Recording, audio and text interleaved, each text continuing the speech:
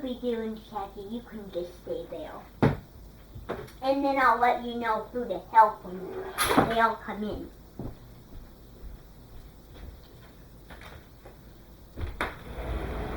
Alright, everybody, you can come in, sit quietly. I have a very fun and exciting project planned for today. Now, I know yesterday was a short day because I had to run in a meeting, and I know that you weren't very happy about a substitute because you just met me and thought I was very nice. So we stopped because I had to have a meeting, and today we're continuing through the adventure. Now, today we're going to do a story actually. Now, this story is based on a legendary creature. Now, it has to be a legend, but it has to be a legend about a very methodical, very exotic, very interesting creature. Now, a lot of the teachers here have high expectations, and this is social studies. So as you know, we're going to do a little bit of that today. We're going to do a version. Now, you're going to see if you can come up with legendary creatures that you probably made up or heard about in movies that you've seen. If you can't come up with anything, I have a research desk with a computer on there. Gabrielle Cody's using it right now. But you might have to wait till she's ready, which will be a long time. Alright? So today we're going to do a little book, a little story about legendary creatures. And if you want to look up legendary mythodical creatures, exotic creatures, and then you go on the computer and click in exotic creatures and see what ones you like. But you better be picky because they don't have a lot of options. Maybe they don't have a lot of options. So you better be kind of unparticular. So today I thought if we have the time, and well, we're not doing it today. So after we're done, after everybody's done with this project, we are going to read an amazing new Magic Tree House Jack and Annie book called Season of the Sandstones. I could read it to you now, but I didn't want to make sounds with my mouth. So we're going to wait till the project's over, and after everybody is done doing the project, then you can all read the book. Alright, so we don't have a lot of time in this class because you, of course, spend a lot of time in history. Of course, this is social studies. So, today we're going to just do our attendance. I'm going to take your attendance, okay? So I'm going to use my paper, and I'm going to take attendance. Alright. Scooby-Doo, yesterday told you not to winkle it. Now, I know some of you, I know 2 people are new here, and they haven't met Shaggy and Scooby, and if you're a big fan, then you're going to be really nervous to have them help. Believe me, for a girl that I have a crush on, when I was in high school, I used to have a crush on a lot of girls, and I was too afraid to talk to them because that's how I get. That's how my nerves really act. Now I'm going to take attendance. So, Kathy Sullivan.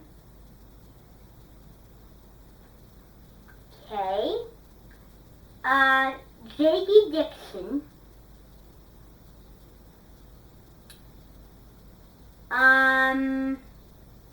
Simone Brainide. Let's not make fun. Brianna Humungonaut. Are you afraid of humungonauts? They're zombie-like creatures. Alright, Renee Camus. Alright, good. Melissa Blonde. Okay, Millie Monas. Alright. Let me see. Male names now. Drake Boo Boo. I know it sounds like a fun name, but let's be nice. Let me see. Cindy Grubel. Very nice to hear. Let me see. Jack Zimmerman. Johnny Dixon. Why you here? And finally, we have Marlon Davidson. So we know who everybody is now. So we don't need to go through names again. Alright? So, we have the attendance, and Scooby-Doo from now on, you will not bend it. Okay? But I can still read it.